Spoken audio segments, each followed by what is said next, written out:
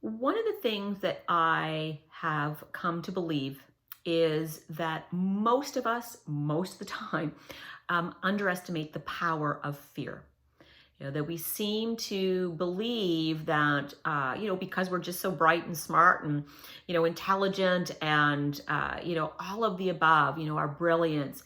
And we don't see how fear can literally influence how we are seeing things and then what we do.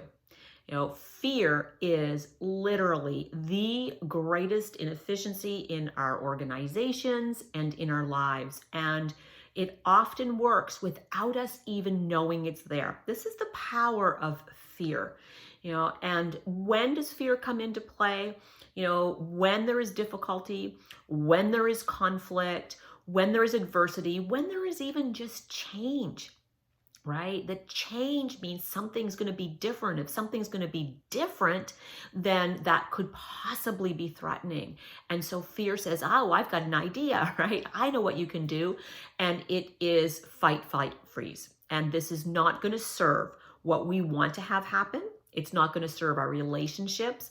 And guess what? It doesn't serve our ultimate goal, which is really fulfillment in our lives. We're feeling good and successful in what we are creating and how we are creating that. So our best hope is just to be able to give the nod to fear, to acknowledge that there is a biological reality, in earlier parts of where our brain has developed this thing called the amygdala, which is basically telling us, informing us, oh, you should be afraid, take heed. This thing called neuroception, this programming that we have literally running in our subconscious, always on the lookout for something that could be threatening, that we take heed to that. And then we're able to pause. We can literally press the pause button so that what happens next is based on what we want to have happen. It's based on our values. It aligns with our character, that there is integrity with who I am and what I am doing. Because fear doesn't care about any of that. The only thing fear is designed to do is to keep us alive.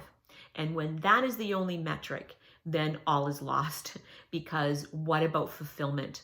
What about collaboration? What about sharing? All of these things tend to go out the window.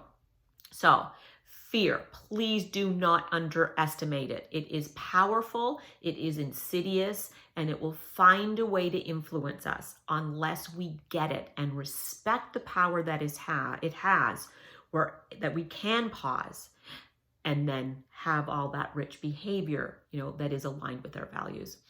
I will put in the comments below, I have a great little graphic, and I'll put it in as an image that you can just print off if you like, and really helps to show why it is, that it is through our most difficult moments that we are able to literally learn and grow in ways that we otherwise could never have.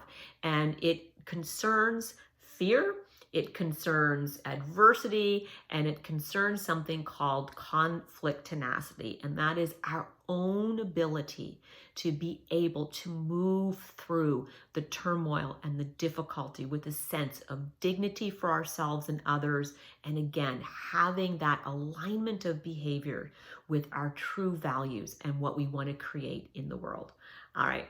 I hope you stay healthy and I hope you stay sane. And we'll see you next time.